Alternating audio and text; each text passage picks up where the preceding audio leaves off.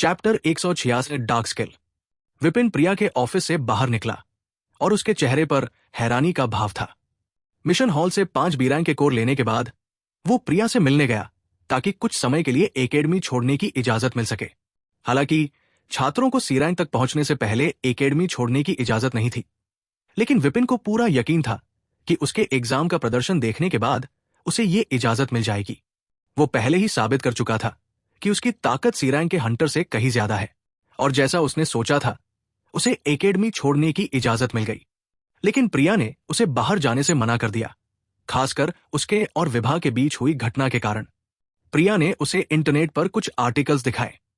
जब विपिन ने वो आर्टिकल्स पढ़े तो वो हैरान रह गया। ये किस तरह की बकवास है? विपिन ने सोचा। ये आर्टिकल्स एग्जाम के बारे में थे। उनमें विपिन को एक बदमाश के रूप में बताया गया था जो अपने डार्क स्किल का इस्तेमाल करके लड़कियों को परेशान करता था। वो अपनी डार्क स्किल का इस्तेमाल करके लड़कियों को परेशान करता था और फिर उन्हें सबसे क्रूर तरीके से मार डालता था। एक लड़की को तो उसके हाथों से खुद को बचाने के लिए आत्महत्या करने पर भी मजबूर होना पड़ा था।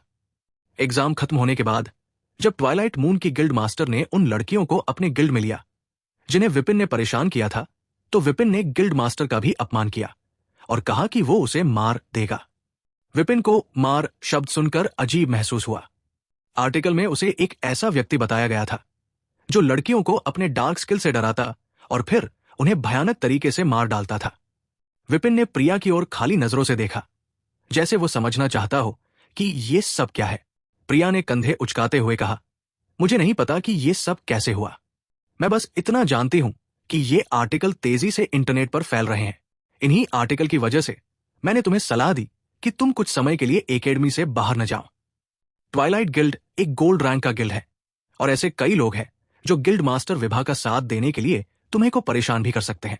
जब लोगों को यह पता चलेगा कि तुमने गिल्ड मास्टर विभा का अपमान किया है तो कई लोग तुम्हारे खिलाफ खड़े हो जाएंगे। इसलिए अभी बाहर जाना तुम्हारे लिए सुरक्षित नहीं होगा, खासकर जंगल में जहां कुछ भी हो सकता है, प्रिया ने उसे समझाया। विपिन ऑफिस के बाहर खड़ा अब भी इन आर्टिकल के बारे में सोच रहा था। क्या मैं सच में ऐसा हूं? उसने खुद से सवाल किया, क्योंकि अब उसे भी खुद पर शक होने लगा था। लेकिन उसने जल्दी ही अपना सिर हिलाया और इस बात को सोचना छोड़ दिया। अभी उसके पास चिंता करने के लिए और भी जरूरी चीजें थी। भले ही वो इसे मानना नहीं चाहता था, लेकिन उसे पता था कि प्रिया सही कह रही थी। अगर वो इस समय जंगल में जाता है तो उसे उन पागलों से निपटना पड़ सकता था जो विभा की चापलूसी करना चाहते हैं। वो जानता था कि जैसे ही वो जंगल की ओर जाने के लिए शहर से बाहर निकलेगा, उसकी लोकेशन लीक हो जाएगी और कुछ बदमाश उसे परेशान करने आ सकते हैं। विपिन को C+ रैंक या उससे नीचे के लोगों से कोई डर नहीं था, लेकिन अगर कोई भी रैंक या उससे ऊपर का हंटर उसके सामने आ गया तो उसके बचने की संभावना बहुत कम हो जाएगी। उसने लंबी सांस ली और ऑफिस से दूर जाने लगा। अब मुझे अपनी कुछ योजनाएं बदलनी होंगी, विपिन ने चलते हुए कहा। प्रिया ने उसे सुझाव दिया था कि 1-2 हफ्तों के लिए एकेडमी में ही रहे जब तक ये सब शांत न हो जाए। लेकिन जाहिर है कि विपिन इस वजह से अपना समय बर्बाद नहीं करने वाला था। वो 5 बी रैंक के कोर लेने के बाद उसे अपने मोनार्च कोर को आगे बढ़ाने के लिए ज्यादा कोर की जरूरत नहीं थी। अब मुझे बस कुछ और कोर इकट्ठा करना होगा और मैं अपनी योजना को आगे बढ़ा सकता हूं। उसके पास अभी भी कई रास्ते थे जो वो कर सकता था। विपिन सोच रहा था कि वो वाणी से अपने साथ चलने को कह सकता है। उसके बैकग्राउंड को देखते हुए लोग उसे परेशान करने की हिम्मत नहीं करेंगे। साथ ही विपिन को याद था कि पिछली बार जब वो कैफे में उससे मिला था तो 2 बी रैंक के हंटर उसका पीछा कर रहे थे। अगर वाणी उसके साथ जाती है तो वे बी रैंक के हंटर भी उनके पीछे हो सकते हैं। लेकिन वो इस बात को लेकर पक्का नहीं था कि वो मानेगी या नहीं, और सच कहें तो वो उसे अपने साथ ले जाने की इच्छा भी नहीं थी। वो सोचता था कि अगर वो वाणी को अपने साथ ले जाएगा तो डार्क गिल्ड के लोग शायद इस बार A के रैंक के हंटर को भेज देंगे। नहीं, अगर मैं उसे अपने साथ ले गया तो मैं सचमुच मारा जाऊंगा, विपिन ने सोचा और तुरंत इस विचार को छोड़ दिया। दूसरा रास्ता था कि मैं सिल्वर नाइट गिल्ड में शामिल हो जाऊं। उसके पास अभी भी अक्षत का निमंत्रण था। अगर मैं गिल्ड में शामिल होता हूं तो मुझे अच्छा सपोर्ट मिलता है और लोग उसे परेशान करने से पहले सोचेंगे। लेकिन गिल्ड में शामिल होने के बाद मुझे कई रूल्स भी मानने पड़ेंगे। फिलहाल मैं किसी गिल्ड का हिस्सा नहीं बनना चाहता, उसने सोचा और एक गहरी सांस ली। सभी विकल्पों को सोचने के बाद उसे एक ही रास्ता समझ में आया। मैं सी रैंक पर पहुंचने के बाद वहां जाने की सोच रहा था, लेकिन अब मेरे पास कोई और रास्ता नहीं है। विपिन ने सोचा, मैं तुरंत एक्वाविले के लिए निकल जाऊंगा। एक्वाविले उस जगह का नाम था जहां वो सी रैंक में पहुंचे के बाद जाने के बारे में सोच रहा था, ताकि अपने डिवॉवर स्किल की समस्या को हल कर सके। वो डंजन जिसमें पौधे जैसा राक्षस पाए जाते थे, जिसके पास ऊर्जा अवशोषण की स्किल थी, वे वहीं पर थे। विपिन ने एकेडमी से बाहर निकलते हुए गहरी सांस ली। चलो देखते हैं कि कोई व्यक्ति तो नहीं है जो मुझ पर नजर रखे हो, विपिन ने सोचा और एकेडमी से दूर जाने लगा। चैप्टर 167 हवाई जहाज का टिकट। विपिन अपने चेहरे पर साधारण भाव लिए एकेडमी से बाहर निकल गया, लेकिन वो पूरी तरह से सावधान था, इंद्रियां पूरी तरह सतर्क थी। वो ये महसूस करने की कोशिश कर रहा था कि कोई उस पर नजर तो नहीं रखे हैं। वो तेजी से टैक्सी स्टैंड की ओर बढ़ते हुए अपने चारों ओर ध्यान से देख रहा था। ठीक 2 मिनट बाद जब वो टैक्सी स्टैंड पहुंच गया तो उसने महसूस किया कि 2 लोग उसका पीछा कर रहे हैं।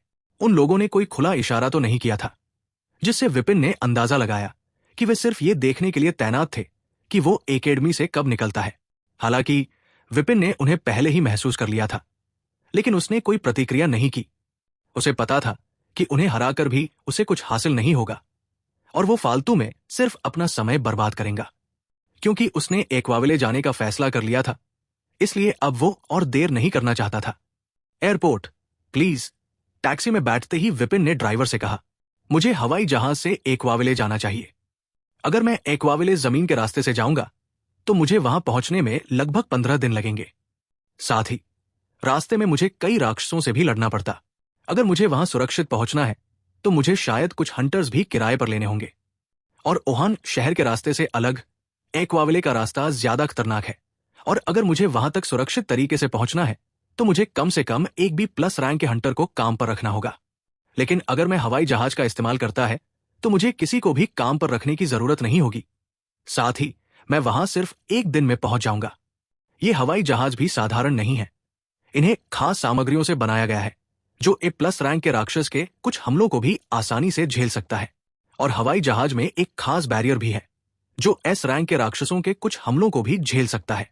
साथ ही हवाई जहाज में एक हमला प्रणाली भी है जो ए प्लस रैंक के राक्षसों से निपट सकती है। बेशक क्योंकि वे ऐसी सेवा दे रहे हैं, इसलिए हवाई जहाज के टिकट की कीमत भी सस्ती नहीं है। एक्वाविले जाने के लिए एक टिकट की कीमत 3 बी रैंक के कोर है। हाँ, कोर क्रेडिट नहीं। हालांकि ये बहुत ज्यादा था, लेकिन मेरे के पास कोई दूसरा रास्ता भी नहीं था। मुझे एक्वाविले जाना ही होगा ताकि मैं अपने डिवॉवर स्किल को ठीक कर सकूं। मैं सिर्फ 1 दिन में वहां पहुंच सकता हूं और मुझे राक्षसों के बारे में चिंता करने की जरूरत नहीं होगी। विपिन के लिए यह कोई हैरानी की बात नहीं थी कि टिकट के लिए कोर चार्ज किया जा रहा है। बी रैंक के कोर को कीमत के रूप देखते हुए उसे भरोसा था कि कोई मूर्ख भी उसका पीछा नहीं करेगा। उसे नहीं लगा कि वे 3 बी रैंक के कोर खर्च करेंगे और सिर्फ विभा को खुश करने के लिए उसका एक्वाविले तक पीछा करेंगे। एक बार एक्वाविले पहुंचने के बाद उसे लगा कि उसे कोई निशाना नहीं बनाएगा। एक्वाविले पहुंचने के बाद मुझे और भी कड़ी मेहनत करनी पड़ेगी, विपिन ने टैक्सी की खिड़की से बाहर देखते हुए सोचा। मुझे टिकट खरीदने के लिए 3 बी रैंक के कोर खर्च करना पड़ेगा, इसलिए मुझे सी रैंक तक पहुंचने में और भी समय लगेगा। एक्वाविले पहुंचते ही पहले मुझे कुछ कोर इकट्ठा करने होंगे ताकि मैं अपने डंजन एक्सेस कार्ड का इस्तेमाल कर सकूं और बी रैंक के डंजन को साफ कर सकूं। सी रैंक पर पहुंचे बिना मैं बी रैंक के राक्षसों को नहीं मार सकता। यह सब उस दुष्ट महिला की वजह से हुआ है, उसे इसका खामियाजा भुगतना पड़ेगा, विपिन ने उन आर्टिकल को याद करते हुए अपने मुंह को हिलाते हुए सोचा। 2 घंटे बाद वो एस्ट्रेड सिटी के एयरपोर्ट पर पहुंच गया। टैक्सी का बिल चुकाने के बाद वो अंदर गया, लेकिन अचानक उसे एक बात याद आई जिससे उसका चेहरा पीला पड़ गया। अगर आज एक्वाविले के लिए कोई फ्लाइट नहीं है तो क्या होगा? विपिन इस दुनिया की उड़ानों से बिल्कुल अनजान था। उसे ये तक पता नहीं था कि एक्वाविले सिटी के लिए कितनी उड़ानें रोज जाती है। मुझे यहां आने से पहले ऑनलाइन जानकारी देख लेनी चाहिए थी, उसने सोचा और जल्दी से अपना फोन निकाला। जानकारी पढ़ने के बाद उसने एक राहत की सांस ली। अच्छी खबर यह थी कि एक्वाविले के लिए रोज एक उड़ान जाती है। क्योंकि टिकट महंगे थे, इसलिए ज्यादातर लोग हवाई विमान में ज्यादा सफर नहीं करते थे, इसलिए एक उड़ान ही काफी थी। लेकिन बुरी खबर यह थी कि आज का विमान सुबह ही जा चुका था और अगली उड़ान अब कल सुबह होगी। खैर, कम से कम हालात और बुरे नहीं हैं, विपिन ने खुद को तसल्ली दी और फिर भी वो एयरपोर्ट के अंदर चला गया। अगर उड़ानें हफ्ते या महीने में होती तो उसकी परेशानी और बढ़ जाती। एयरपोर्ट से बाहर निकलते हुए विपिन का मन थोड़ा भारी था। हालांकि वो जानता था कि 3B रैंक के कोर खर्च करना सही था, फिर भी उसे इतनी बड़ी रकम जाने का अफसोस था। उसने एक्वाविले के लिए एक टिकट बुक किया और आगे की तैयारी में जुट गया। क्योंकि उसके पास कोई और काम नहीं था, इसलिए वो वापस एकेडमी की ओर चल पड़ा। वापस जाते समय वो उम्मीद कर रहा था कि शायद कोई उससे उलझे जिससे उसका गुस्सा शांत हो सके, लेकिन ऐसा कुछ भी नहीं हुआ। 3B रैंक के कोर को गंवाने के बाद विपिन का मन सचमुच किसी को मारने का हो रहा था, पर उसकी ये इच्छा अधूरी रह गई। एकेडमी में लौटने के बाद विपिन ने अपने कमरे में जाकर आराम किया और सोचा, चलो देखते हैं कि एक्वाविले के बारे में इंटरनेट पर कुछ और जानकारी मिलती है या नहीं। उसी समय एकेडमी के एक कमरे में विकास, जो अपना मिशन पूरा नहीं कर पाया था, उदासी में बिस्तर पर लेटा हुआ था। अचानक उसका फोन बजा और फोन करने वाले का नाम देखकर विकास का चेहरा गंभीर हो गया। चैप्टर 138 रैंक के कोर। विकास ने घबराते हुए फोन की ओर देखा और अचानक उसका चेहरा पीला पड़ गया, क्योंकि उसे डर था कि उसके विफल होने पर क्या हो सकता है। वो जानता था कि डार्क गिल्ड बहुत खतरनाक है और अगर वे उसे मारना चाहते तो ये उनके लिए बहुत आसान होता। वाणी अभी तक ठीक थी, क्योंकि गिल्ड के लोग ने उसे मारने का इरादा नहीं किया था। विकास को पूरा यकीन था कि अगर वे चाहते तो वाणी कब की मारी जा चुकी होती। उसे अब भी वो डरावना दृश्य याद है जब वो पिछली बार डार्क गिल्ड में गया था। पहले तो उसने फोन को अनदेखा करने का सोचा, लेकिन तुरंत समझ गया कि ऐसा करना उसके लिए अपनी कब्र खुद खोदने जैसा होगा। आखिरकार उसने हिम्मत जुटाई और फोन उठाया। हेलो, विकास ने घबराई आवाज में कहा। दूसरी तरफ से एक ठंडी सख्त महिला की आवाज आई, तो तुम अभी भी जिंदा हो? उस आवाज को सुनकर विकास के शरीर से पसीना बहने लगा और वो कुछ कहने के बजाय चुप रहा। दोनों के बीच कुछ देर खामोशी रही। ठीक जब विकास घबराहट से बोलने ही वाला था, तभी उस महिला की आवाज फिर आई। उस लड़के के बारे में बताओ जिसने पहला स्थान हासिल किया है। विकास, जो माफी मांगने के लिए तैयार ही था, महिला द्वारा पूछे गए सवाल को सुनकर हैरान रह गया, लेकिन उसने इस पर ज्यादा ध्यान नहीं दिया और जल्दी से कहा, वो लड़का सिर्फ एक बेवकूफ और घमंडी है। बकवास बंद करो। मैंने उसके बारे में पूछा है, तुम्हारी राय के बारे में नहीं। बस मुझे ये बताओ कि एग्जाम के दौरान जब तुम उससे मिले तो क्या हुआ? महिला ने ठंडी आवाज में कहा। विकास उसे सुनने के बाद अपने विचारों को ठीक करने के लिए एक पल के लिए रुक गया। फिर उसने बिना कुछ छिपाए जल्दी से सब कुछ बता दिया। उसने बताया कि कैसे विपिन ने 1B रैंक के राक्षस को आसानी से मार दिया था, जबकि वो उससे लड़ रहा था। उसने ये भी बताया कि कैसे विपिन 3B रैंक के हंटर्स का सामना करने के बावजूद जिंदा बच के निकला गया। अगर मुझे अंदाजा लगाना हो तो वो C+ रैंक के हंटर से कई ज्यादा शक्तिशाली है, लेकिन B रैंक के हंटर से कमजोर है, विकास ने कहा। विकास के एग्जाम के अनुभव को सुनने के बाद महिला कुछ पल के लिए चुप रही। दिलचस्प है, एक D+ रैंक का हंटर जिसकी ताकत C+ रैंक के हंटर से ज्यादा है और उसके पास कई अजीबोगरीब हुनर है, महिला ने कहा। उसकी जानकारी के अनुसार उसकी फिजिक भी अनोखी है और ऐसा लगता है कि उसकी फिजिक आइस रीपर फिजिक के बराबर है, लेकिन N उससे ज्यादा नहीं है। क्योंकि मैं फिलहाल वाणी को नहीं पकड़ सकती, इसलिए शायद मुझे उसके साथ अपनी किस्मत को आजमाना, महिला ने सोचा। कहानी बताने के बाद विकास ने चुपचाप इंतजार किया। उसे अभी भी इस बात का डर था कि वो सिल्वर नाइट गिल्ड में शामिल नहीं हो पाएगा। वैसे तुम फिर से अपने मिशन में असफल रहे। जैसे ही विकास सोच रहा था कि वो बड़ी आसानी से बच गया है, तभी उस महिला की ठंडी आवाज फिर से सुनाई दी और उसका शरीर अकड़ गया। मैं डॉट। विकास के पास कहने के लिए शब्द नहीं थे। वो नहीं जानता था कि क्या बोलना है। उसे ऐसा लग रहा था जैसे वो श्रापित हो, जिसे जिंदगी में कोई भी काम पूरा करने का मौका नहीं मिलता। उसे अब भी समझ नहीं आया कि अक्षत ने उसे सिल्वर नाइट गिल्ड में शामिल क्यों नहीं किया। उसकी नजर में उसने एग्जाम में ठीक ठाक प्रदर्शन किया था। हालांकि उसके पॉइंट्स विपिन और वाणी से कम थे, फिर भी वो तीसरे स्थान पर था।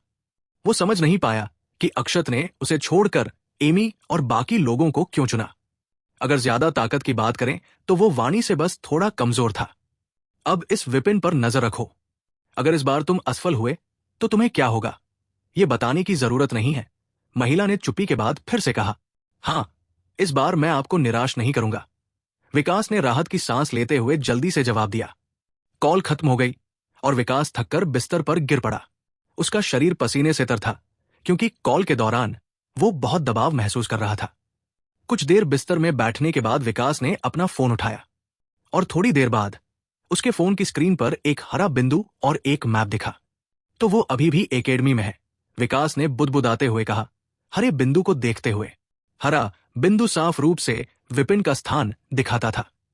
मुझे अब भी यकीन नहीं हो रहा कि ये आदमी ऐसा फोन इस्तेमाल कर रहा है जिसे इतनी आसानी से हैक किया जा सकता है, विकास ने हैरानी भरे चेहरे के साथ कहा। विकास ने चेक किया कि क्या विपिन पहले एकेडमी से बाहर गया था, और जब उसने देखा कि विपिन हवाई अड्डे पर गया था तो वो चौंक गया। ये लड़का हवाई अड्डे पर क्यों गया? विकास ने सोचा। उसकी नजर में कोई भी जो एक्सपायर हो चुके फोन का इस्तेमाल कर रहा है, उसके पास इतने पैसे नहीं हो सकते कि वो हवाई अड्डे तक भी जा सके। विकास ने थोड़ी देर सोचा और फिर विपिन के टेक्स्ट मैसेजों की जांच की। विपिन का फोन पुराना होने की वजह से विकास के लिए यह काम आसान था। जैसे ही उसने मैसेज खोले, उसने देखा कि विपिन को आखिरी मैसेज कल मिला था। वो मैसेज फ्लाइट बुकिंग से जुड़ा हुआ था। जब उसने वो मैसेज पढ़ा तो उसकी आंखें चौड़ी हो गई। उसे विश्वास नहीं हो रहा था कि विपिन ने टिकट बुक करने के लिए 3B रैंक के कोर का उपयोग किया है। यहां तक कि विकास को भी 3B रैंक के कोर को खर्च करने से पहले 10 बार सोचना पड़ता है। और ये आदमी जो पुराना फोन इस्तेमाल कर रहा है, उसने सच में 3B रैंक के कोर खर्च कर दिए।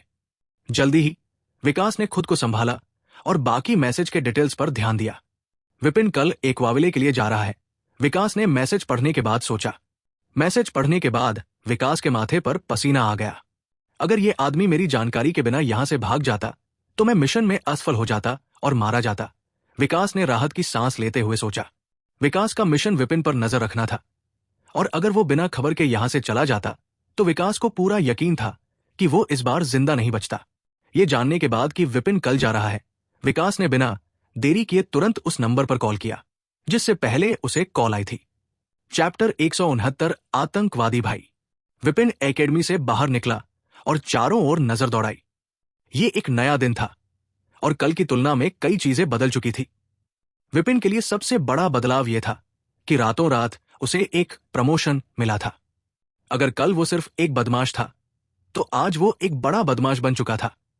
हां, उसे एक बड़ा प्रमोशन मिला था।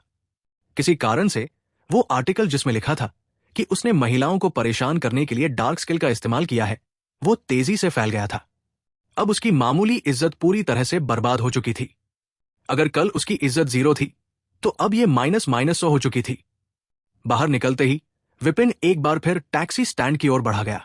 इस बार उसने अपना चेहरा छिपाने के लिए काले धूप का चश्मा और एक मास्क का सहारा लिया। हालांकि उसे इस बात से कोई फर्क नहीं पड़ता था कि लोग उसके बारे में क्या सोचते हैं, फिर भी वो नहीं चाहता था कि कोई उस पर सड़े हुए अंडे फेंके। इसलिए बाहर जाते समय उसने मास्क पहनने का फैसला किया। बेशक मास्क और धूप का चश्मा पहनकर वो केवल आम लोगों को ही धोखा दे सकता था। जो लोग उसका इंतजार कर रहे थे वे फिर भी उसे पहचान गए। टैक्सी स्टैंड पर पहुंचने के बाद विपिन ने एक टैक्सी ली और एयरपोर्ट की ओर निकल पड़ा।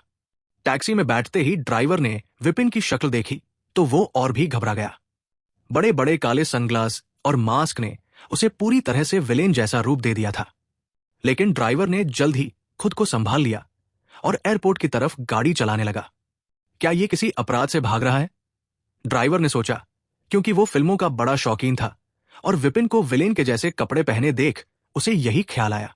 तकरीबन तम बाद अचानक 2 काली कारें टैक्सी के सामने आकर रुक गई। ड्राइवर को जबरदस्ती टैक्सी रोकनी पड़ी। क्या यह पुलिस है जो इसे पकड़ने आई है? ड्राइवर के माथे पर पसीना आ गया और उसे एक फिल्मी सीन याद आ गया जहां विलेन मासूम लोगों को बंधक बना लेता है। मैं बुरी मुसीबत में हूं, उसने सोचा और पूरी तरह जम गया। तो आखिरकार ये आ ही गए, ड्राइवर ने विपिन को बड़बड़ाते सुना। ठीक है भाई, सवारी के लिए धन्यवाद। ये लो तुम्हारा भुगतान, अब तुम यहां से निकल जाओ, विपिन ने काली कारों को देखकर ड्राइवर से कहा। लेकिन ड्राइवर पहले ही किसी दूसरी दुनिया में था और उसने विपिन की बातों का बिल्कुल गलत मतलब निकाल लिया। उसे एक और सीन याद आया जहां विलेन ने एक बंदूक निकालता है और भुगतान के रूप में ड्राइवर को एक सटीक माथे के बीच गोली मारता है और उसे ये दुनिया छोड़ने के लिए मजबूर कर देता है। वो मुझे बंधक भी नहीं बनाना चाहता, ड्राइवर ने सोचा और उसकी घबराहट तुरंत बढ़ गई। अगले ही पल उसकी आंखें घूम गई और वो तनाव के कारण बेहोश हो गया। विपिन, जो अभी तक शांत था, ड्राइवर को अचानक बेहोश होते देख हैरान रह गया। वह कार के बाहर झांका और 7 गुंडों को देखा जो काली कारों से बाहर आ रहे थे। उनमें से कोई भी रैंक का नहीं था, इसलिए विपिन बिल्कुल शांत था। अगर उनमें से कोई भी बहुत ताकतवर होता तो वो शैडो वॉक स्किल का इस्तेमाल करके कब का भाग चुका होता। ये ड्राइवर वाकई कमजोर दिल का है, बस गुंडों को देखकर ही बेहोश हो गया, विपिन ने सोचा और टैक्सी से बाहर निकल गया। 5 मिनट बाद विपिन अब एक काली कार में बैठा था। एक सी रैंक का गुंडा जिसका नाम गोपी था, वो उसे एयरपोर्ट की ओर ले जा रहा था। गोपी के बाल कटोरे आकार के थे, उसका चेहरा सूजा हुआ था जैसे उसे बुरी तरह पीटा गया हो, और उसके कुछ दांत भी टूटे हुए थे। वो डर के मारे कांप रहा था। तो तुम्हें और तुम्हारे साथियों को आतंकवादी भाई कहा जाता है? विपिन ने गोपी की ओर देखते हुए पूछा। क्योंकि टैक्सी ड्राइवर बेहोश हो गया था, इसलिए 7 को पीटने के बाद विपिन ने उनमें से एक को ड्राइवर के लिए जबरदस्ती कार में बिठा लिया। रास्ते में समय बिताने के लिए विपिन ने गोपी से उनके बारे में कुछ जानकारी मांगी, और जो उसने सुना उससे वो पूरी तरह से हैरान रह गया। हाँ, गोपी ने शर्माते हुए सिर हिलाया। विपिन ने उन्हें कितनी आसानी से हरा दिया, इस पर गोपी को शर्मिंदगी महसूस हो रही थी। विपिन की पहली प्रतिक्रिया तो ये थी कि वो कार से कूद जाए जब उसने गोपी को इस तरह शर्माते देखा था। मुझे ऐसी कोई स्किल चाहिए जिससे लोगों की यादों को मिटा सकूं, विपिन ने दूर देखते हुए सोचा। गोपी के अनुसार वे आतंकवादी भाई नाम भाड़े के सैनिकों का एक समूह था, और हैरानी की बात यह थी कि वे विपिन के खिलाफ फैले आर्टिकल से प्रभावित होकर यहां नहीं आए थे, बल्कि कल उन्हें उसे पकड़ने का एक मिशन मिला था। किसी ने उन्हें मोटी रकम देकर उसे पकड़ने के लिए भेजा था। हालांकि वे उसे नहीं जानते थे कि मिशन देने वाला कौन है, क्योंकि ये सब उसके फोन कॉल पर ही हुआ था। अब तो मैं सचमुच एक भगोड़े की तरह महसूस कर रहा हूं जिसे लोग पकड़ने की कोशिश कर रहे हैं, विपिन ने सोचा और अपना सिर हिला दिया। खैर, मुझे बस अपनी शक्ति पर ध्यान देना है। एक बार जब मैं सी रैंक पर पहुंच जाऊंगा तो बी रैंक के हंटर से निपटना आसान हो जाएगा, विपिन ने सोचा और फालतू की बातों से ध्यान हटाकर अपने लक्ष्य पर केंद्रित हो गया। 1 घंटे बाद वो एयरपोर्ट पहुंच गया। सौभाग्य से आतंकवादी भाइयों के अलावा और कोई उसे पकड़ने नहीं आया था। यात्रा के लिए धन्यवाद, विपिन ने कार से निकलते हुए गोपी से कहा। जैसे ही विपिन कार से उतरा, गोपी ने पूरी रफ्तार से गाड़ी भगाई। उसे डर था कि विपिन उसे वापस बुलाएगा। गोपी के चले जाने के बाद विपिन एयरपोर्ट के अंदर चला गया। उसकी फ्लाइट में अभी 30 मिनट बचे थे। वो उत्साहित और थोड़ा घबराया हुआ भी था। यह पहली बार था जब वो इस दुनिया में आने के बाद कहीं सफर कर रहा था। किसी वजह से मुझे लग रहा है कि मेरा भविष्य अंधेरे में है, विपिन ने हल्की मुस्कान के साथ सोचा। लेकिन यह भी ठीक है, मेरा पसंदीदा रंग काला है। चा 170 निरंजन से मुलाकात। विपिन प्लेन की खिड़की से बाहर देख रहा था। प्लेन ने अभी 5 मिनट पहले ही उड़ान भरी थी। विपिन ने अपने पिछले जीवन में भी कभी प्लेन में सफर नहीं किया था, इसलिए यह उसके लिए एकदम नया अनुभव था। हालांकि यह अनुभव नया था और वो इसका पूरा आनंद लेना चाहता था, लेकिन वो ऐसा कर नहीं पा रहा था। वो खिड़की से बाहर देख तो रहा था, लेकिन उसका ध्यान कहीं और था। इसका कारण था वो यात्री जो उसके बगल में बैठा था। तो तुम वहां छुट्टियां मनाने जा रहे हो? निरंजन ने विपिन से पूछा। हां, लेकिन तुम गिल्ड मास्टर निरंजन के बारे में क्या सोचते हो? विपिन ने बाहर देखना बंद कर दिया और पूछा। उसके बगल में बैठा यात्री रेड फ्यूरी गिल्ड का गिल्ड मास्टर था, जो एक गोल्ड रैंक गिल्ड का हिस्सा था। विपिन उसका नाम जानता था, क्योंकि उसने पहले उसे अपने गिल्ड में शामिल होने का न्योता भी दिया था। मेरे पास गिल्ड के कुछ काम है, निरंजन ने एक आह भरते हुए कहा। काश मैं भी तुम्हारी तरह छुट्टी मनाने जा पाता। विपिन ने उसकी बात पर सिर हिलाया। उसे थोड़ी शंका तो हुई, लेकिन वो इस बारे में कुछ नहीं कर सकता था। विपिन निरंजन को सीधे थप्पड़ नहीं मार सकता और उससे ये नहीं पूछ सकता था कि क्या वो उसका पीछा कर रहा है। एक्वाविले छुट्टियां मनाने के लिए बहुत अच्छी जगह है, मैं भी बचपन में वहां बहुत जाया करता था, निरंजन ने विपिन की ओर देखते हुए कहा। लेकिन अब इस शापित गिल्ड की वजह से मेरे पास मौज मस्ती करने का समय ही नहीं है। मुझे ये सब काम करना ही पड़ता है। भाई, मैंने तुमसे कुछ नहीं पूछा, फिर तुम मुझे ये उबाऊ बातें क्यों सुना रहे हो?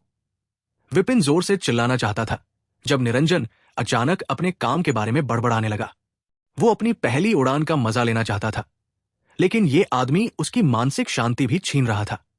ओह, माफ करना, मैं बहक गया था। जब निरंजन ने विपिन के चेहरे पर जुल्लाहट देखी तो वो होश में आ गया और अजीब तरह से मुस्कुराने लगा। मुझे यकीन है ये सब सुनकर तुम परेशान हो गए होगे। हाँ, ऐसा ही है। विपिन ने बिना सोचे समझे सिर हिलाया। लेकिन जैसे ही उसे एहसास हुआ कि उसने सहमति दे दी है, वो हैरान रह गया। निरंजन को उम्मीद नहीं थी कि विपिन उसकी बात का इतना ईमानदारी से जवाब देगा, और उसने उसे खाली नजरों से देखा। लानत है मुझ पर और मेरी जुबान पर। विपिन ने मन ही मन खुद को कोसा जब उसने निरंजन की खाली नजरों को देखा। लेकिन अगले ही पल निरंजन जोर से हंस पड़ा। तुम बहुत ईमानदार हो यार। विपिन ने उसकी हंसी के जवाब में एक मजबूरी भरी मुस्कान दी। वो समझ नहीं पा रहा था कि निरंजन उसके साथ इतना दोस्ताना व्यवहार क्यों कर रहा है।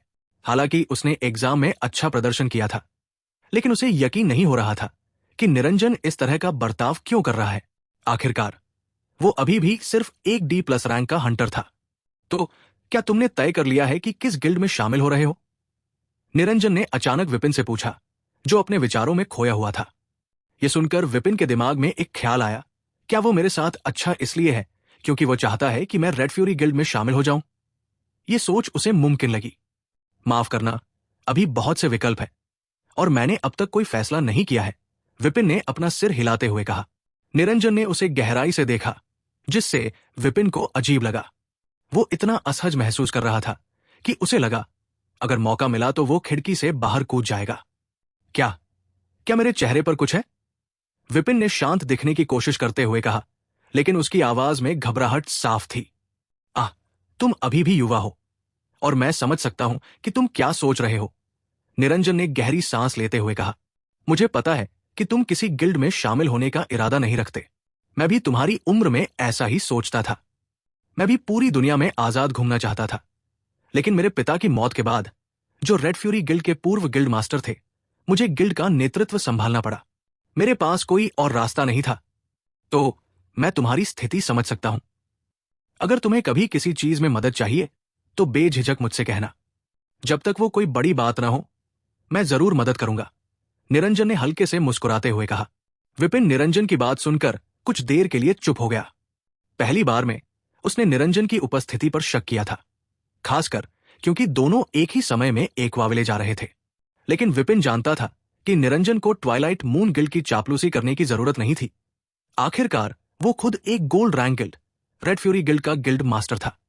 लेकिन कुछ लोग हमेशा ऐसे होते हैं जो अपनी पसंदीदा महिला के लिए कुछ भी करने को तैयार रहते हैं। विपिन सोच रहा था कि निरंजन शायद उन्हीं में से एक है जो उसे मुश्किल में डालने के लिए आया है। लेकिन अब जब उसने निरंजन की बात सुनी तो उसे अपने ख्याल पर शर्मिंदगी महसूस हुई। वो ये समझ सकता था कि निरंजन काफी ईमानदार है और वे मजाक नहीं कर रहे थे। धन्यवाद गिल्ड मास्टर निरंजन। अगर भविष्य में मुझे किसी मदद की जरूरत पड़ी तो मैं आपसे बिना झिझक के बता दूंगा, विपिन ने सहजता से कहा। जब एक बड़े हंटर ने मदद की पेशकश की हो तो उसे ठुकराने का कोई कारण नहीं था।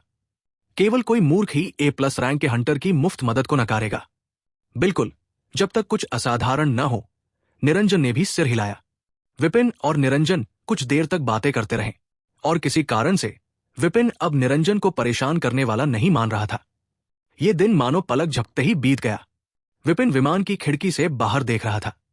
वो दूर से एक शहर की रूपरेखा को देख सकता था। क्या ये एक्वाविले है? विपिन ने निरंजन से पूछा, जो अपनी आंखें बंद किए हुए आराम कर रहा था। हाँ, निरंजन ने बिना आंखें खोले कहा। हमें 5 मिनट में उतरना चाहिए। विपिन खिड़की से बाहर देखता रहा और जैसे जैसे शहर की रूपरेखा बड़ी होती गई, उसका उत्साह भी बढ़ता गया। 5 मिनट बाद विमान के उतरने की घोषणा हुई और विपिन आखिरी में एक्वाविले पहुंच गया। Chapter 171 funnel resort. विपिन और निरंजन एयरपोर्ट से बाहर निकले।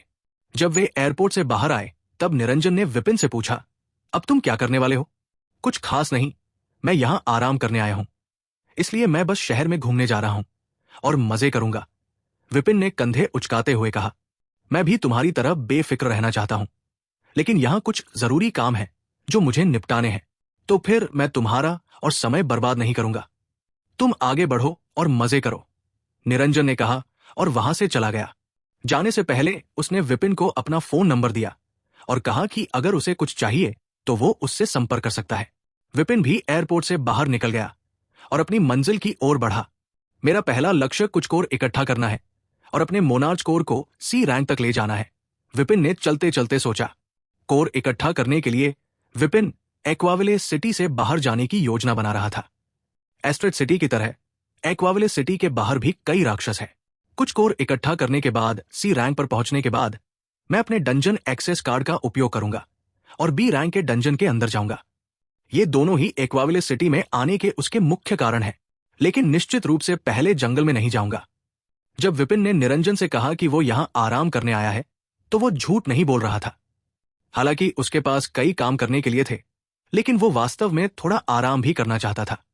एक्वाविले सबसे खूबसूरत पर्यटक शहरों में से एक था, जो अपने शानदार जलदृश्यों के लिए फेमस था।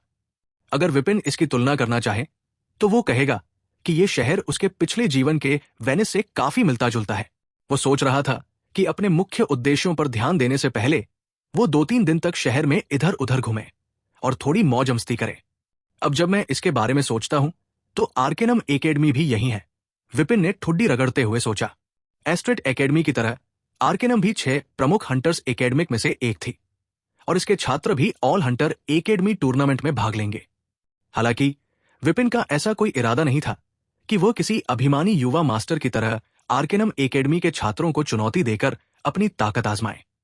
ये तो बस एक विचार था जो उसके दिमाग में आया और तुरंत चला गया। उन छात्रों को चुनौती देने की बजाय मैं कुछ राक्षसों का सामना करूंगा ताकि कोर इकट्ठा कर सके और अपनी शक्ति को और बढ़ा सके।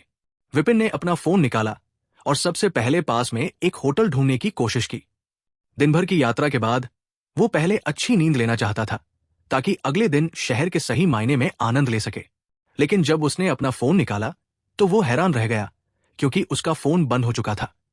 जब मैंने कुछ मिनट पहले निरंजन का फोन नंबर सेव किया था तब उसमें 80% से ज्यादा बैटरी थी। विपिन खुद को शिकायत करने से रोक नहीं पाया।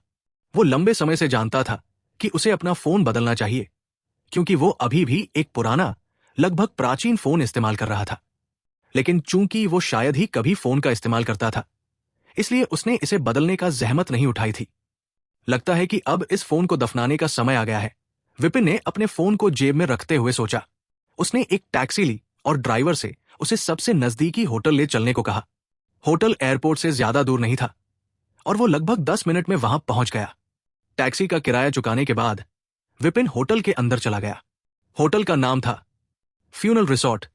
विपिन को नाम सुनकर लगा कि जिसने भी ये नाम रखा है उसका सेंस ऑफ ह्यूमर काफी अलग है। उसे ये नाम वाकई मजेदार लगा। विपिन ने रिसेप्शन पर जाकर अपने लिए एक कॉफी कप वाला कमरा बुक किया। हालांकि कमरे की कीमत ज्यादा थी, लेकिन ये एक लग्जरी होटल था और फिलहाल विपिन के पास पैसों की कोई कमी नहीं थी, खासकर जब से वो आतंकवादी भाइयों से मिला था। जब उसने आतंकवादी भाइयों को हराया तो उन्होंने उसे बताया कि उन्हें उसे पकड़ने के लिए किसी ने 2 मिलियन क्रेडिट दिए थे। विपिन ने बदमाश की तरह बिना किसी हिचकिचाहट के उनसे 2 मिलियन क्रेडिट लूट लिए। हालांकि वो असल में कोई बदमाश नहीं था, इसलिए उसने उनके पैसे लेने के बाद उनकी जान छोड़ दी। विपिन ने जो कमरा बुक किया था वो काफी बड़ा और आलीशान था, लेकिन जिस चीज ने उसका ध्यान खींचा वो कमरे में रखा हुआ ताबूत था। बिस्तर के ठीक बगल में एक गहरे लाल रंग का ताबूत रखा था। विपिन ने ताबूत की जांच की और पाया कि यह असल में एक बिस्तर केक था। जब वो उसमें लेटा तो उसे एहसास हुआ कि यह असल में आरामदायक भी था। अपनी आंखें बंद करते ही कमरे की रोशनी अचानक टिमटिमाने लगी और फिर कुछ ही देर में पूरी तरह से बंद हो गई। ताबूत में लेटे विपिन ने अचानक अपनी आंखें खोली और वो एकदम से उठ खड़ा हुआ। उसने अपने हाथ से अपने गले को काटने की अजीबोगरीब सपना देखा। हाँ, अब समझ आया कि इस होटल का नाम फ्यूनल रिसोर्ट क्यों है। विपिन ने बड़बड़ाते हुए कमरे की लाइट के रिमोट कंट्रोल को एक तरफ रख दिया। रिमोट रखकर वो बाथरूम गया और नहा लिया। नहाने के बाद उसने सोने का फैसला किया और शाम को शहर घूमने का प्लान बनाया। वो एक बार फिर ताबूतनुमा बिस्तर में लेट गया और शाम तक वैम्पायर की तरह सोता रहा।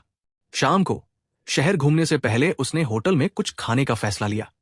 वो होटल के डाइनिंग एरिया में पहुंचा और खिड़की के पास बैठने का फैसला किया ताकि बाहर पानी का नजारा देख सके। एक्वाविले अपने मछली के व्यंजनों के लिए प्रसिद्ध था, तो विपिन ने मछली करी ट्राई करने का सोचा। ऑर्डर करने के बाद उसने खिड़की से बाहर देखा और देखा कि लोग पानी में डुबकी लगा रहे थे। ये शहर सच में वेनिस जैसा ही है, उसने सोचा जब उसने गोंडोला को पानी में तैरते देखा। तभी विपिन के पीछे बैठे व्यक्ति ने कहा, क्या तुमने सुना? हंटर्स ग्रुप ने एक राक्षस की खुफा के बारे में मिशन जारी किया है।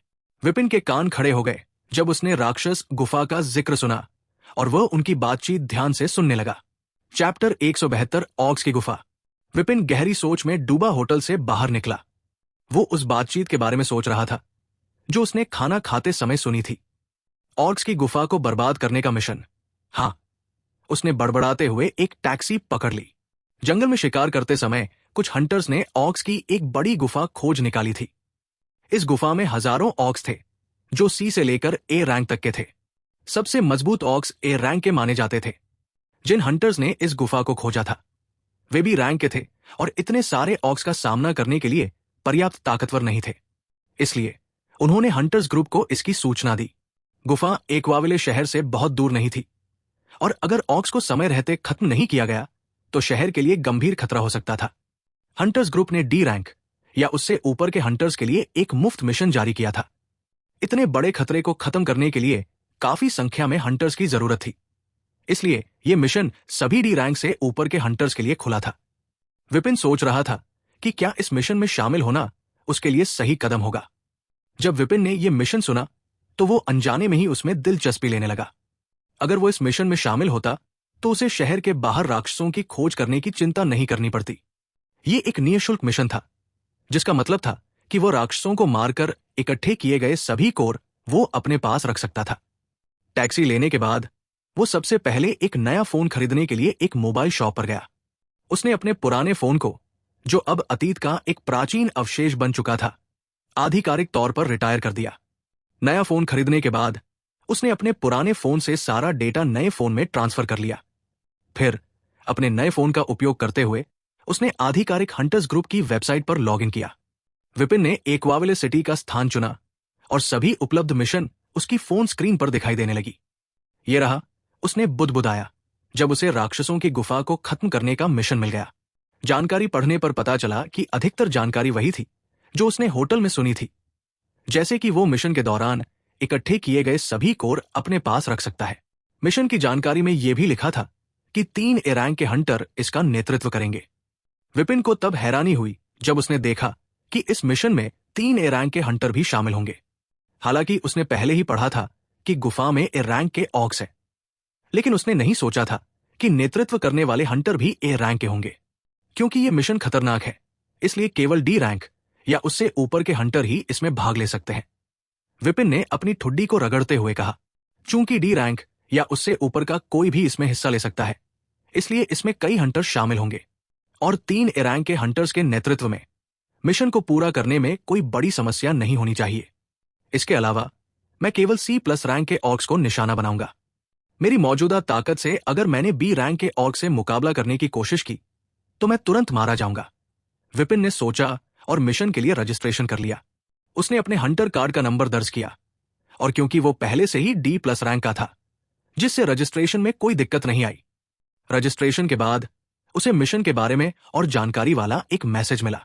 उसमें कहा गया था कि 3 दिनों के भीतर शहर छोड़ना होगा। यह भी उल्लेख किया गया कि मिशन के दौरान टीम बनाकर काम करना बेहतर होगा, क्योंकि यह कोई आसान मिशन नहीं था। आमतौर पर ज्यादातर ऑक्स कोई विशेष स्किल नहीं इस्तेमाल कर पाते, लेकिन कुछ अच्छे रैंक के ऑक्स होते हैं जो स्किल का उपयोग कर सकते हैं। लेकिन ऑक्स को एक खतरनाक दुश्मन जो बनाता है वो है उनकी असाधारण शारीरिक ताकत और मजबूत रक्षा। सभी ऑक्स में बहुत ताकत होती है और वे अपनी शारीरिक क्षमता और ऊंची रक्षा के कारण अपने से ज्यादा ताकतवर हंटर्स को भी हरा सकते हैं।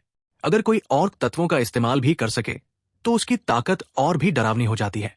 एक मजबूत शरीर और तत्व स्किल के साथ एक ए रैंक ऑर्क अकेले 2 या 3 ए रैंक के हंटर्स का भी सामना कर सकता है। जब विपिन ने इसके बारे में सोचा तो उसके चेहरे पर अचानक एक अजीब सा भाव आ गया। मेरे प्राइम कोर के बदलाव के बाद मेरी शारीरिक शक्ति भी काफी बढ़ गई है और मैं भी तत्व स्किल का इस्तेमाल कर सकता हूं। क्या इसका मतलब यह है कि मैं भी ऑर्क जैसा हो गया हूं? विपिन ने सोचा, फिर तुरंत अपने सिर को झटक दिया। नहीं, मैं ज्यादा सोच रहा हूं। उसने अपने ख्यालों को झटकते हुए खुद से कहा, अब मुझे राक्षसों की तलाश में भटकना नहीं पड़ेगा। उसने राहत की सांस ली। विपिन एक्वाविले से ज्यादा परिचित नहीं था और जब भी वो राक्षसों की तलाश में शहर से बाहर जाने की सोचता था तो उसे सिर दर्द होने लगता था। अपने मोनार्च कोर को मजबूत करने के लिए, जरूरी कोर इकट्ठा करने के लिए उसे बहुत से राक्षसों को मारना पड़ेगा। अगर वो जंगल में यूं ही इधर उधर भटकता रहता तो ये तय नहीं था कि वो कब तक पर्याप्त कोर जमा कर पाएगा। वो जल्दी से सी रैंक पर पहुंचना चाहता था ताकि देख सके कि उसके मोनार्च कोर में आगे क्या होता है। उसे ये भी यकीन नहीं था कि उसे इसके साथ कोई जॉब क्लास मिलेगी या नहीं, लेकिन एक बात उसे पूरी तरह समझ आ गई थी कि जॉब क्लास मिले या न मिले, मोनार्च कोर के साथ वो भी रैंक के राक्षसों का सामना कर सकेगा। मोनार्च कोर ने उसे जो शक्ति दी थी वो उसके पुराने प्राइम कोर से कहीं ज्यादा थी। भले ही उसे डी रैंक पर आए ज्यादा वक्त नहीं हुआ था, लेकिन उसे लग रहा था कि वो काफी समय से डी रैंक पर ही अटका हुआ है। बस कुछ दिन और, विपिन ने सोचा मिशन के बारे में सोचते हुए। उसे पूरा यकीन था कि इस मिशन की मदद से वो पर्याप्त कोर इकट्ठा कर लेगा। अब मेरे पास 3 दिन तक मौज मस्ती करने का समय है, उसने मुस्कुराते हुए एक वाविले की खूबसूरत रात के आसमान की ओर देखा। Chapter 173 trap character. 3 दिन पलक झपकते ही बीत गए। इन दिनों में विपिन ने बस आराम किया और कुछ नहीं। उसने अपनी छुट्टी का पूरा लुत्फ उठाते हुए शहर के सभी फेमस जगहों का दौरा किया। इन 3 दिनों के बाद वो खुद को पहले से बेहतर महसूस कर रहा था। ये उसकी पहली असली छुट्टी थी, क्योंकि अरोड़ा वर्ल्ड में आने के बाद पिछले 2 सालों में उसे आराम करने का कोई मौका नहीं मिला था। कल मिशन का दिन है, उसने रात के खूबसूरत आसमान को देखते हुए सोचा। विपिन इस वक्त एक बड़ी नाव में बैठा था जो गोंडोला जैसी लग रही थी और शांत रात के नजारे का आनंद ले रहा था। बहते पानी की आवाज और तारों से भरा आसमान उसे बहुत सुकून दे रहा था। उसके हाथ में ठंडा तरल था और वो धीरे धीरे इसे पीते हुए अपनी सवारी का आनंद ले रहा था। गोंडोला काफी बड़ा था और उसमें दूसरे लोग भी थे, लेकिन विपिन नाव के आखिरी में बैठा था, जिससे उसे कोई दिक्कत नहीं हो रही थी। मिशन से पहले मुझे अपने सभी कोर को सोख लेना चाहिए, विपिन ने सोचा। हालांकि उसके पास ज्यादा कोर नहीं थे, लेकिन यह संभव था कि उन कोर को सोखने के बाद उसे कोई नया स्किल मिल जाए। अगर उसे कोई उपयोगी स्किल मिलती तो यह मिशन के दौरान बहुत मददगार साबित होता। तभी अचानक एक जोरदार स्प्लैश की आवाज आई। अचानक विपिन को पानी में कुछ गिरने की आवाज सुनाई दी, जैसे कोई पानी में गिर हो। उसी पल एक महिला की घबराई हुई आवाज गूंजी। उसने देखा कि एक अधेड़ उम्र की महिला परेशान होकर पानी की तरफ देख रही थी। विपिन ने देखा कि एक करीब 10 साल की लड़की पानी में गिर गई है। अपनी नाइट विजन के कारण वो उसे साफ रूप से देख पा रहा था। लड़की को देखकर विपिन बर्फ की चेन का इस्तेमाल कर उसे बाहर निकालने ही वाला था, लेकिन इससे पहले कि वो कुछ कर पाता, एक हरी बेल अचानक पानी में गिर गई और लड़की को गोंडोला पर वापस खींच लिया। विपिन ने उस बेल की ओर देखा और पाया कि एक छोटी काली बालों वाली लड़की जो जीन्स और शर्ट पहने हुए थी उसे बचा चुकी थी। वो सी रैंक की हंटर थी और उसके बाल लड़कों जैसे थे, लेकिन फिर भी वो काफी खूबसूरत लग रही थी। विपिन को बस एक बात खटकी, वो एकदम फ्लैट है, उसने सोचा और अपने कोल्ड ड्रिंक की चुस्की ली। बहुत बहुत धन्यवाद, घबराई हुई महिला ने राहत भरे स्वर में कहा। लड़की को पानी से बाहर खींचने के बाद वो बेहोश हो गई थी, लेकिन अब वो खतरे से बाहर थी। कोई बात नहीं, बस उसका ध्यान रखना, छोटे बालों वाली लड़की ने मुस्कुराते हुए कहा। उसकी मुस्कान और तारों भरे आसमान ने उसे और भी सुंदर बना दिया था। विपिन थोड़ी देर के लिए उसकी सुंदरता देखकर हैरान रह गया, और महिला भी जो उसे धन्यवाद दे रही थी हैरान रह गई। गोंडोला पर बैठे बाकी लोग भी हैरान रह गए थे। नहीं, वे उसकी मुस्कान से नहीं, बल्कि एक बिल्कुल अलग कारण से चौंक गए थे। ये आवाज। विपिन ने उस वाइन गर्ल को फिर से ध्यान से देखा। खूबसूरत चेहरा, सपाट मासूमियत, लड़कों जैसा हेयर स्टाइल, ऐसी मुस्कान जो किसी को भी आकर्षित कर सकती थी, और वो आवाज। विपिन ने जब इन सारी बातों को मिलाया तो वो तुरंत एक निष्कर्ष पर पहुंचा।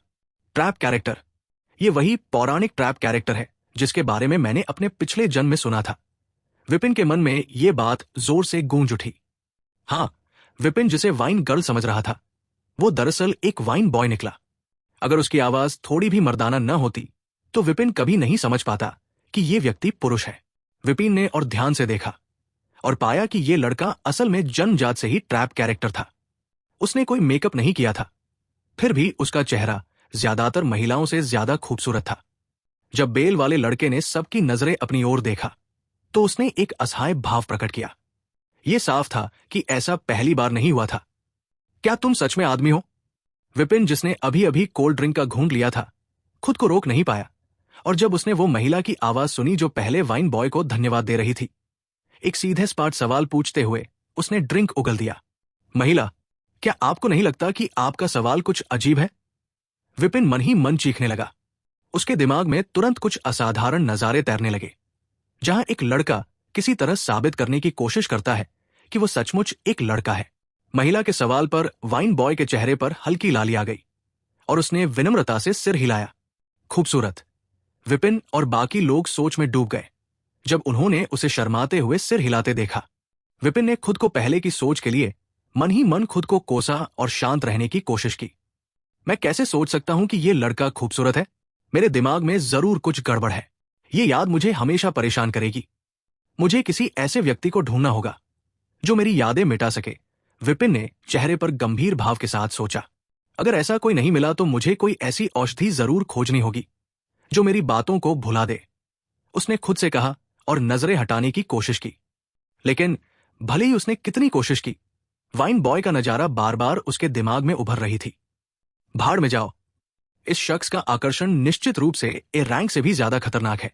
विपिन मन ही मन कुढ़ने लगा जब बेल वाले लड़के की छवि उसके दिमाग में छाई रही। जैसे ही गोंडोला किनारे पहुंचा, विपिन ने जल्दी से वहां से निकलने का फैसला किया। बेल वाले लड़के से प्रभावित होने के बाद उसे अपने मन को शांत करने की जरूरत थी। अब जाकर उसे समझ आया कि उसने अपने पिछले जीवन में जो उपन्यास पढ़े थे, उनमें ट्रैप कैरेक्टर को सबसे खतरनाक क्यों कहा गया था। वो अपने होटल पर वापस लौटा और अपने ताबूत पर चला गया। क्योंकि उसे अगले दिन मिशन के लिए निकलना था, वो अपने दिमाग को पूरी तरह से साफ करना चाहता था। और जब कोई दुनिया से कुछ पल के लिए दूर जाना चाहता है तो ताबूत में सोना सबसे अच्छा तरीका होता है। चैप्टर 174 बुरे सपने। अगली सुबह विपिन काले घेरे वाली आंखों के साथ उठा। बुरे सपनों ने उसकी नींद खराब कर दी थी। उन सपनों को याद करते ही विपिन का पूरा शरीर सिहर गया। बहुत भयानक। ट्रैप कैरेक्टर वाकई खौफनाक होते हैं। वो उन बुरे सपनों को बिल्कुल भी याद नहीं करना चाहता था। विपिन ने घड़ी देखी। सुबह के 7 बज रहे थे। आज मिशन का दिन था। राक्षसों की गुफा के लिए निकलने में अभी 3 घंटे बाकी है, उसने बड़बड़ाते हुए कहा और उठ खड़ा हुआ। मिशन की जानकारी में बताया गया था कि सभी हंटर्स को 10 बजे तक शहर के बाहर इकट्ठा होना था। जाने से पहले विपिन सोच रहा था कि अपने पास इकट्ठा किए सभी कोर को सोख ले। कोर सोखने से पहले उसने खुद को तरोताजा किया और अपने दिमाग को शांत करने के लिए अच्छी तरह से नहाया। रात के डरावने सपनों की यादें अभी भी उसके मन में हलचल मचा रही थी। नहाते हुए विपिन ने कवच खरीदने के बारे में सोचा।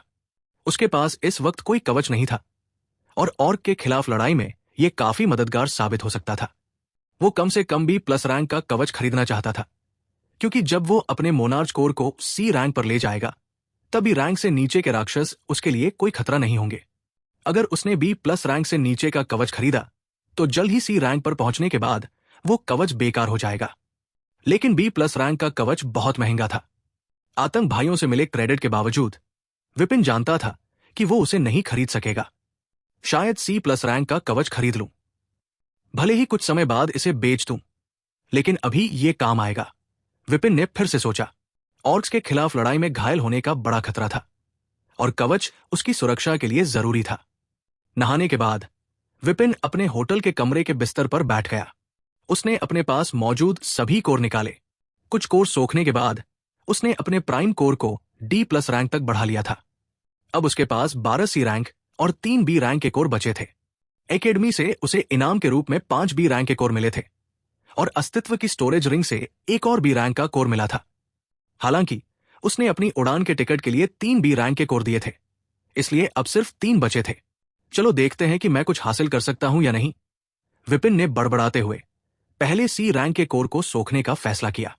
विपिन ने कैंडी की तरह एक सी रैंक के कोर को उठाकर अपने मुंह में रखा लिया। कोर धीरे धीरे पिघलने लगा और शुद्ध ऊर्जा में बदल गया, जो उसके मोनार्च कोर की ओर बहने लगी और उसे शुद्ध करने लगी। कुछ ही सेकंड में उसने पूरी ऊर्जा को अपने भीतर समाहित कर लिया। पहला कोर खत्म करते ही उसने रुकने का नाम नहीं लिया, बल्कि बाकी सी रैंक के कोर को भी तेजी से सोखना शुरू कर दिया। इसका स्वाद डार्क चॉकलेट जैसा है, विपिन ने बुदबुदाया जब उसने भूरे रंग का एक और कोर अपने मुंह में रखा। कुछ ही मिनटों में विपिन ने सभी सी रैंक के कोर सोख लिए, लेकिन उसे कोई नई स्किल नहीं मिली। वो थोड़ी निराश जरूर था, लेकिन हैरान नहीं, क्योंकि उसे पहले से ही शक था कि 12 कोर के बाद भी कोई नई स्किल मिलना मुश्किल हो सकता है। अब विपिन ने अपने सामने रखे 3 बी रैंक के कोरों की ओर देखा। उसने एक बैंगनी कोर उठाया जिसके अंदर हल्की सी बिजली की चमक थी। ये साफ था कि ये एक थंडर कोर था।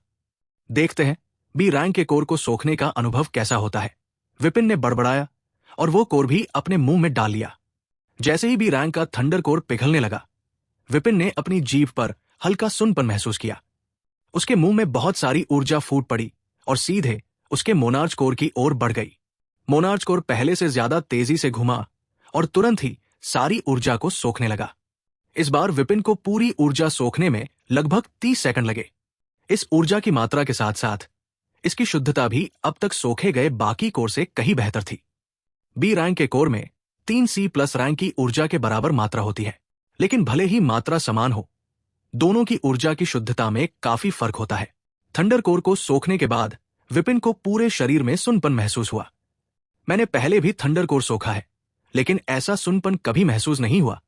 उसने भौहें चढ़ाते हुए सोचा, लगता है कि मैं अपने कोर के लेवल से ऊपर के कोर को नहीं सोख सकता, नहीं तो ये मेरे शरीर को नुकसान पहुंचा सकता है। उसने सोचा, मुझे अगली रैंक तक पहुंचने से पहले भी रैंक से ऊपर का कोई कोर नहीं सोखना चाहिए। फिर उसने हरे रंग का एक और बी रैंक के कोर को उठाया जो विंड कोर था और उसे अस्तित्व से मिला था। पहले की तरह उसने कोर को अपने मुंह में डाला। कोर उसकी जीभ को छूते ही ऊर्जा में बदल गया और मोनार्च कोर की तरफ बढ़ने लगा। पिछली बार की तरह उसे इस बार भी एक असहज, विचित्र अनुभूति हुई, जैसे उसके शरीर के अंदर कुछ कीड़े रेंग रहे हों। यह उसे काफी असहज महसूस करवा रहा था और उसने फिर से सोच लिया कि ऊंची रैंक वाले कोर सोखने से बचना चाहिए। जल्द ही इस बी रैंक के कोर की ऊर्जा भी पूरी तरह से सोख ली गई। विपिन ने अपनी ताकत में हल्की बढ़त महसूस की। जैसे ही उसने सारा कोर सोखा, अचानक उसके सामने एक सूचना दिखाई दी। विपिन की आंखें चमक उठीं जब उसने वो मैसेज देखा, लेकिन जब उसने ध्यान से देखा कि उसे किस तरह का स्किल मिला है, तो उसकी आंखें हैरानी से लगभग बाहर आ गई। Chapter 175 new skill wind manipulation. आपने विंड मैनिपुलेशन स्किल सीखा है। जब विपिन ने देखा कि उसे कौन सा स्किल मिला है, तो उसकी आंखें हैरानी से चौड़ी हो गई। वो बिना पलक झपकाए काफी देर तक अपनी मैसेज विंडो को देखता रहा। यह सचमुच विंड मैनिपुलेशन है। 1 मिनट बाद आखिरकार अपने होश में आकर विपिन जोर से चिल्लाया। विपिन हैरान नहीं था, क्योंकि वो जानता था कि विंड मैनिपुलेशन एक शक्तिशाली स्किल है, लेकिन उसकी हैरानी की वजह कुछ और थी। अब तक जब भी विपिन ने कोर सोखा, उसे ice chain, shadow bullet, speed जैसे साधारण स्किल मिले थे। ये सभी साधारण स्किल थे जो हर हंटर को कोर सोखने के बाद मिलते रहते थे। जब कोई हंटर के रूप में जागता है तो उसे कोई एक स्किल मिलता है, जैसे कि विपिन को जागने पर शैडो वॉक मिला था। लेकिन विंड मैनिपुलेशन, अर्थ मैनिपुलेशन, फायर मैनिपुलेशन जैसे स्किल कोई साधारण हंटर प्राप्त नहीं कर सकता। इस तरह के अच्छे स्किल सिर्फ तब मिलते हैं जब कोई व्यक्ति जॉब क्लास हासिल करता है, और ये बेहद खास और शक्तिशाली होते हैं। उदाहरण के लिए, यदि कोई व्यक्ति जागते समय वायु से संबंधित स्किल प्राप्त करता है, तो यह संभावना होती है कि वो सी रैंक पर पहुंचने और जॉब क्लास हासिल करने पर वायु मैनिपुलेशन जैसा स्किल पा सकता है। लेकिन फिर भी ये निश्चित नहीं होता कि उसे ये स्किल मिलेगी। जब विपिन को उसकी शैडो मोनार्च फिजिक मिली और उसने देखा कि वो उस राक्षस के स्किल भी प्राप्त कर सकता है जिससे कोर लिया गया था, तो उसने कभी सोचा भी नहीं था कि वो उस राक्षस के जॉब क्लास से संबंधित स्किल भी हासिल कर सकता है। उसने हमेशा यही सोचा था कि उसे केवल आइस चैन या दूसरे साधारण स्किल ही मिलेंगे। 1 मिनट रुको। अचानक विपिन को एक खतरनाक संभावना का एहसास हुआ और उसका दिल जोर से धड़कने लगा। अगर मुझे वायु मैनिपुलेशन जैसा शक्तिशाली स्किल मिल सकता है, तो क्या इसका मतलब ये नहीं है कि मैं उस राक्षस का कोई अनोखा स्किल भी पा सकता हूं? विपिन ने सोचा और उसकी आंखें उम्मीद से चमक उठीं। उसे याद आया कि एग्जाम के बाद जब उसने एग्जाम की रिकॉर्डिंग देखी थी, तो रिकॉर्डिंग में जब उसने वाणी को जमे हुए विश्व जैसे अनोखे स्किल का उपयोग करते देखा, तो वो हैरान रह गया था। वो स्किल बेहद खतरनाक थी, और अगर वाणी ने उस स्किल का पहले इस्तेमाल किया होता तो विपिन की हार निश्चित थी। एक के बाद एक अनोखे स्किल हासिल करने की संभावना के बारे में सोचकर विपिन का उत्साह बढ़ने लगा और वो खुद को रोक नहीं पाया। शांत हो जाओ, शांत हो जाओ, मैं ज्यादा सोच रहा हूं। विपिन ने खुद को समझाते हुए एक गहरी सांस ली और शांत हो गया। भले ही उसे अनोखा स्किल मिल सकता है या नहीं, ये अभी भी पता नहीं है, और अगर मिल भी गया तो कई अनोखे स्किल पाना लगभग असंभव है। आमतौर पर केवल A+ रैंक वाले राक्षसों के पास अनोखा स्किल होता है। फिलहाल तो A+ रैंक की बात तो दूर है, वो अभी भी रैंक के राक्षसों को भी नहीं मार सकता। इसके अलावा भले ही भविष्य में वह A+ रैंक के किसी राक्षस को मारना और उसका कोर प्राप्त कर लेना, तो भी अनोखा स्किल पाने की संभावना बहुत कम होगी। A+ रैंक राक्षसों के पास कई तरह के स्किल होते हैं और उनमें से किसी का अनोखा स्किल प्राप्त करने की संभावना केवल 3% होती है। इसलिए कई अनोखे स्किल प्राप्त करने का सपना लगभग नामुमकिन है। कोई बात नहीं, विपिन ने सोचा, अगर मुझे अनोखा स्किल नहीं मिलता तो भी क्या हुआ? यह काफी बड़ी बात है कि मैं ऐसे स्किल पा सकता हूं जो आमतौर पर जॉब क्लास मिलने के बाद ही मिलते हैं। विपिन ने अपनी हथेली आगे बढ़ाई और हवा को कंट्रोल करने की कला का उपयोग किया। उसकी हथेली के चारों ओर हल्की हरी चमक दिखाई दी। धीरे धीरे आसपास की हवा उसकी ओर खींचने लगी और उसकी हथेली पर एक छोटा सा बवंडर बनने लगा। कुछ ही सेकंड में उसकी हथेली पर छोटा बवंडर घूमने लगा। 5 सेकंड बाद उसने हवा को कंट्रोल करना बंद कर दिया और भौहें उठाते हुए खड़ा हुआ। फिर से उसी स्किल का उपयोग करते हुए इस बार उसने हवा को कंट्रोल करके एक हवा की गोली बनाई जो तेजी से घूमने लगी। जल्द ही एक छोटी उंगली के आकार की हवा की गोली विपिन के सामने तैर रही थी। हवा की गोली बनाने के बाद उसने उसे आगे नहीं बढ़ाया, बल्कि डायमेंशन शैडो बुलेट का उपयोग करते हुए एक शैडो बुलेट भी बनाई। कुछ ही पलों में उसकी उंगली के सिरे पर हवा की गोली के समान आकार की शैडो बुलेट भी बन गई। विपिन ने दोनों गोलियों की तुलना की और सिर हिलाया। जैसा कि मैंने सोचा था, हवा की गोली की शक्ति शैडो बुलेट गोली की तुलना में लगभग 50% कम है। भले ही मैंने दोनों को बनाने में समान मात्रा में माना का उपयोग किया हो, उसने गोलियों का अध्ययन करने के बाद कहा। इसके बाद विपिन ने हवा के हेरफेर का उपयोग करके एक हवा का बैरियर बनाया और उसे ध्यान से देखा। यह बैरियर भी औसत है। उसने अपनी भौहें सिकोड़ते हुए कहा। उसे अभी भी याद था कि अस्तित्व ने वाणी के खिलाफ लड़ाई के दौरान हवा का बैरियर बनाया था। हालांकि विपिन को यह नहीं पता था कि अस्तित्व के पास भी हवा हेरफेर था या उसने कोई खास स्किल का इस्तेमाल किया था, पर वो समझ गया कि अस्तित्व का बैरियर अधिक मजबूत था। इस स्किल की शक्ति मेरी उम्मीद से कम है और माना की खपत भी काफी ज्यादा है, विपिन ने अपनी ठुड्डी रगड़ते हुए कहा। क्या ऐसा इसलिए है क्योंकि मुझे ये स्किल थोड़ी गलत तरीके से मिली है? उसने अपने हवा हेरफेर के परिणामों को देखकर सोचा। खैर, भले ही ये उतना शक्तिशाली नहीं है जितना मैंने सोचा था, फिर भी ये कुछ न होने से बेहतर है। इसके अलावा कम शक्ति का मतलब ये नहीं है कि मैं इसका सही इस्तेमाल नहीं कर सकता। अब भी कई तरीके हैं जिनसे मैं इस स्किल को बेहतर ढंग से इस्तेमाल कर सकता हूं, विपिन ने खुद को समझाते हुए कहा और आखिरी भी रैंक का कोर उठाया। पहले की तरह उसने कोर को अपने मुंह में डाला, जो तुरंत ऊर्जा में बदल गई। जल्द ही उसके मोनार्च कोर ने सारी ऊर्जा को सोख ली। बस कुछ और कोर और मैं अपने मोनार्च कोर के रैंक को बढ़ा पाऊंगा, विपिन ने कहा और खड़ा हो गया। कमरे से बाहर निकलकर वो नाश्ता करने होटल के डाइनिंग एरिया में गया और फ्राई किए हुए अंडों का ऑर्डर दिया। आदेश देने के बाद उसने देखा कि कुछ लोग ऑक मिशन के बारे में बातें कर रहे थे। लगता है कि कई हंटर इस मिशन में हिस्सा लेने वाले हैं, विपिन ने बड़बड़ाते हुए कहा जब उसने लोगों को मिशन के बारे में बात करते सुना।